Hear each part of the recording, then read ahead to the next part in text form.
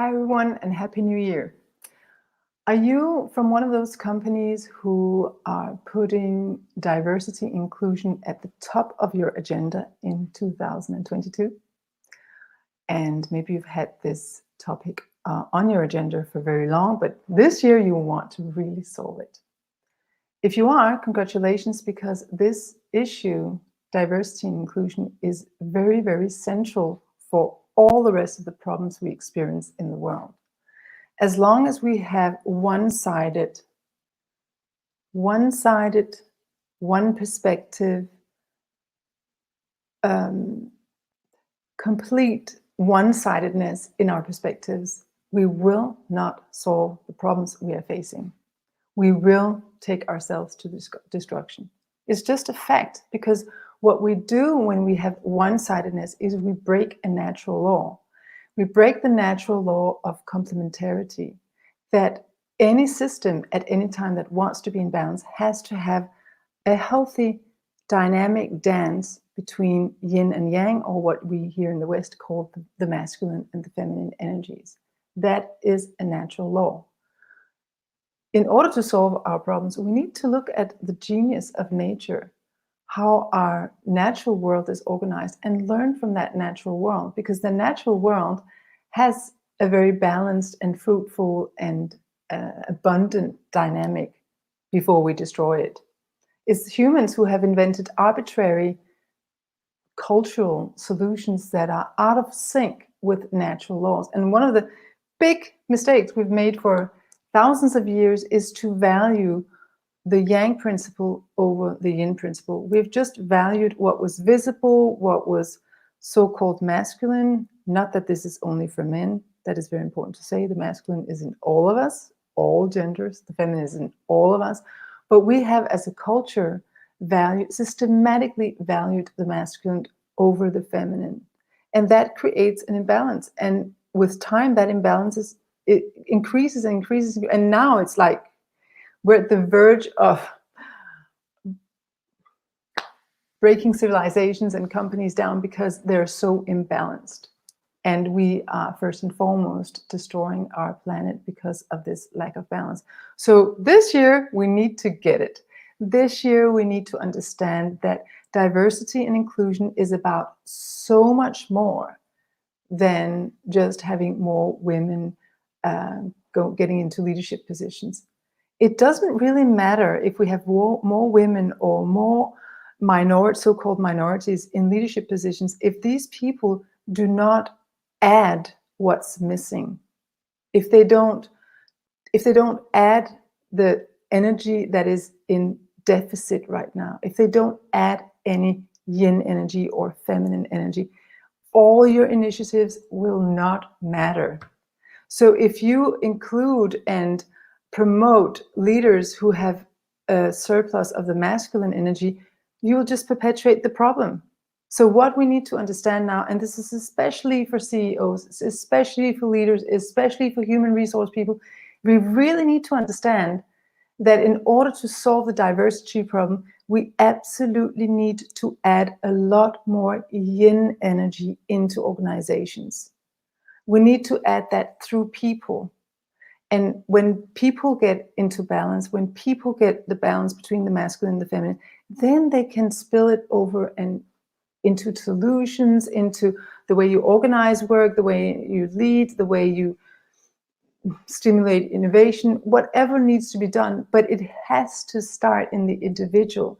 So a CEO who has no balance between the masculine and the feminine, who is overly masculine and underly feminine, or an HR person who is overly masculine and underly feminine, it cannot solve this problem alone. You need to add people who represent what's lacking. And you need to give your people access to this balance between the masculine and feminine. And this is a subtle balance. And this is not something that we learn at school for some strange reason, because we ignore that this was the foundation of most of our problems. But now we need to learn it. This is the year to learn it, to get it, to train it, to learn it. Because we have 1 decade to change the course of the planet, the course of our so-called civilization, where we're heading for destruction if we don't if we don't change our direction. And this is why diversity and inclusion is so important in the whole agenda of sustainability, regenerative leadership, all those amazing buzzwords. So important with balanced leadership, with leadership that represents a healthy, fruitful dynamic between different perspectives, between the perspectives that complement each other. And speaking of that, I will just say on a little tiny note that it's interesting that we in organizations are talking so much about diversity and inclusion, while we in this world currently actually practice hardcore exclusion. Exclusion of people who make different choices than ourselves, exclusion of people who have different perspectives. We exclude them, we isolate them. We have presidents who say, who publicly shame parts of their population and publicly say that they will exclude that and make life hard for that part of the population. So note to self, this is not the way of the future.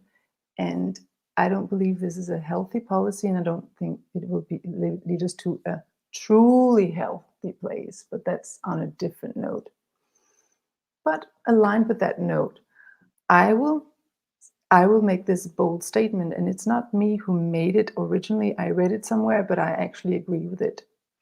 And the statement is, the world will be saved by raging women. And what is meant by this statement? It is provocative to say that the world will be saved by women in rage. Isn't that the last thing we want on this planet? Women in rage.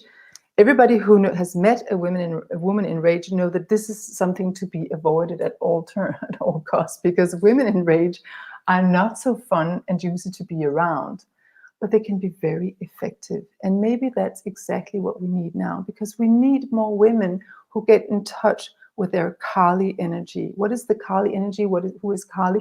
Kali is an archetype that we all of us have inside, men and women.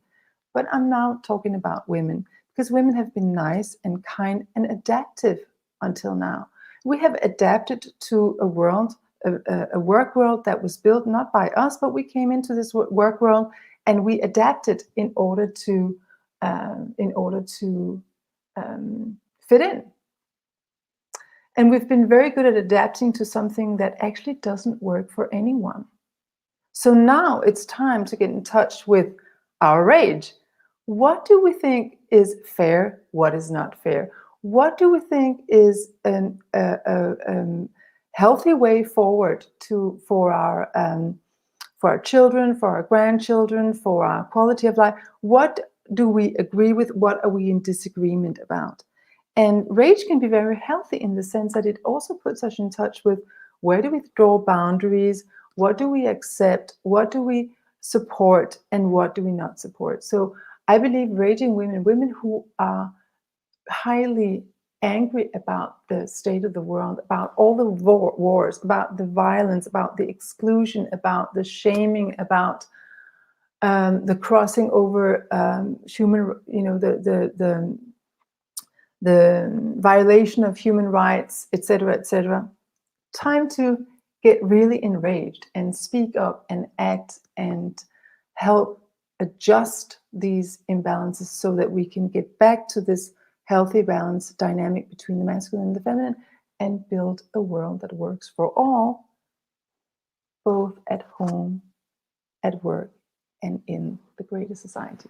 Thank you for your attention, and I hope that you will take some of this, take note of this, and also really look at, do you have balance between the masculine and the feminine? And if you think there are places where it could be adjusted, it's a good year to work on this, a good year to twist a little bit. And of course, feel free to always contact me. I have lots of training in these things, and I also offer free workshops, etc., etc. I go and give talks and to organizations. So you can just contact me if you want more of this. But the main point is, let's make this the year where we understand what the root cause of all these diversity and inclusion problems and sustainability problems are, and let's take active steps at recreating complementarity, the fruitful dynamic between the masculine and the feminine, so that we can create a better world.